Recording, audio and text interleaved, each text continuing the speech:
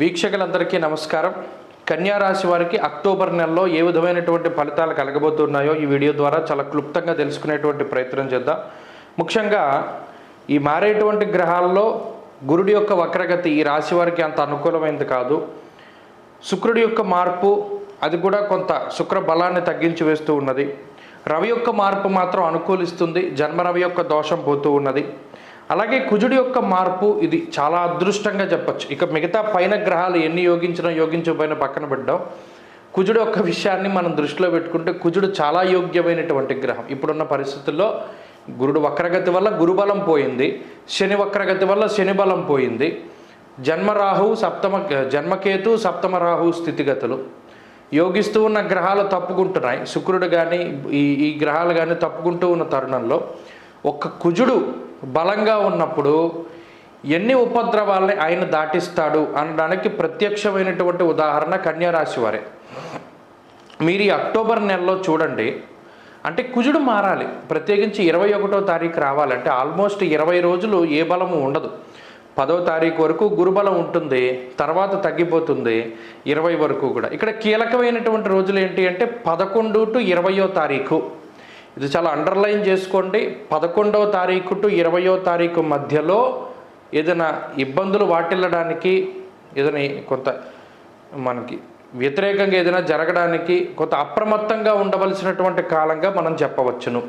ఆ 10 రోజుల్ని మీరు కనుక దాటగలిగారు అంటే ఈ నెలంతా కూడా మంచి ఫలితాలు వస్తాయి. అంటే మొదటి 10 రోజులు ఏముండదు, 11 నుండి 20 వరకు కొంత ఇబ్బంది, 21 నుండి ఇక కుజబలం వచ్చేస్తుంది. కాబట్టి ఇక అసలు ఏ గ్రహం మీకు ప్రతికూలంగా ఉన్నా ఇబ్బంది ఏముండదు. ఎందుకంటే ధైర్యం ఏకాదశగతే కుజే అంటూ ఉన్నది శాస్త్రం. అంటే కుజుడు లాభంలో ఉన్నప్పుడు ఒక యుద్ధ భూమిలో సైనికుడు ఉంటే వాడు ఎంత ధైర్యంగా ఉంటాడు. ఒక కాలు ఇరిగిపోయింది, ఒక చెయ్యి ఇరిగిపోయింది, అయినప్పటికీ కూడా కత్తి దొరికితే మనం యుద్ధంలో పరిగెడదామనేటువంటి సన్నాహంలో ఉండేటువంటి సైనికుడు ఏ విధమైనటువంటి గుండె ధైర్యంతో నించుంటాడో అలా ఒక్క అవకాశం రాకపోతుందా?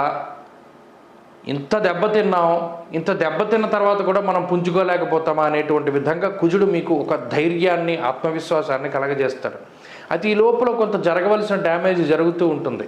అనగా కొంత శరీర అనారోగ్యమో, కొంత చీడపీడలో, కొంత నీలాపనిందలో, లేదా ఉద్యోగ వ్యాపారాల్లో ప్రతికూలతలో, కుటుంబంలోనే ప్రతికూలతో, జీవిత భాగస్వామే సరిగ్గా మాట వినకపోవడం దగ్గర నుండి అనేక రకాలైనటువంటి విషయాలు జరగవచ్చును. అయితే ప్రత్యేకించి ఆర్థిక వ్యవస్థ అయితే ఇబ్బంది పెట్టదు. అంటే వచ్చేటువంటి ఆదాయానికి తగినటువంటి వ్యయంతో వెళ్ళిపోతూ ఉంటుంది, కానీ ప్రత్యేకించి ఆదాయం దాచుకోవడం కానీ లేదా సేవింగ్స్ ఎక్కువగా ఉండడం కానీ అవేం జరగదు.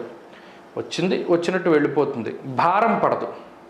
ఇక ఆరోగ్య పరిస్థితులు కొన్ని ఇబ్బందులు ఉన్నాయి, మానసికమైన సమస్యలు ఉన్నాయి, సైక్రియాటిక్ సమస్యలు ఉన్నాయి. ఏదైనా ఒక చిన్న ఇబ్బంది వస్తే దాన్ని భూతద్దంలో చూసి ఏదేమన్నా జరిగిపోతుందేమో అనేటువంటి ఆందోళన ఎక్కువగా ఉంటుంది. ప్రతి చిన్న విషయానికి భయపడిపోతూ ఉంటారు. ఇది చాలా సాధారణంగా ఉండేటువంటి అంశం. ఇంకోటి ఏంటంటే కాలాన్ని అతిక్రమించి భోజనం చేస్తూ ఉండడం, వేళని అతిక్రమించి పనులు చేస్తారంటే టిఫిన్ తినవలసిన టైంలో నిద్ర లేవడం, భోజనం చేయాల్సిన టైంలో టిఫిన్ చేయడం, లేకపోతే మధ్యాహ్నం ఇంకోటి, ఇలా కాలాన్ని అతిక్రమించి వెళ్ళిపోతూ ఉంటాయి. నిద్ర పట్టకపోవడం, రాత్రి సరిగా పడుకోకపోవడం, విచిత్రమైన కోరికలు, విచిత్రమైన కోరికలు కలుగుతూ ఉంటాయి. ఇవన్నీ కూడా వీరికి సహజంగా ఉండేటువంటి ఆ రాశికి ఉండేటువంటి గ్రహస్థితి వల్ల ఏర్పడేటువంటి అంశాలు. సరే, ఇక కుటుంబ సభ్యుల యొక్క సపోర్ట్ కొంత తక్కువగా ఉంటుంది, మానసిక భయం ఉంటుంది. ఇది ప్రత్యేకంగా గుర్తుపెట్టుకోవాలి. ఇక ఉద్యోగానికి సంబంధించిన అంశాలు కొంత విరుద్ధంగా ఉన్నాయి. ప్రత్యేకించి మీ విలువైన వస్తువుల్ని చాలా జాగ్రత్తగా పెట్టుకోండి.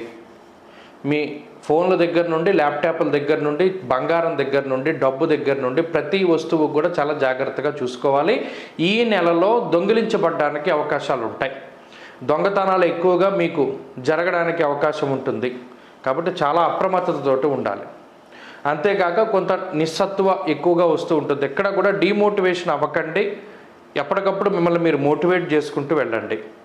అలాగే వ్యాపార పరంగా సానుకూలమైన పరిస్థితులే ఉన్నాయి. వ్యాపార పరంగా అయితే అంత ఇబ్బందులు ఏమీ కూడా కనపడడం లేదు.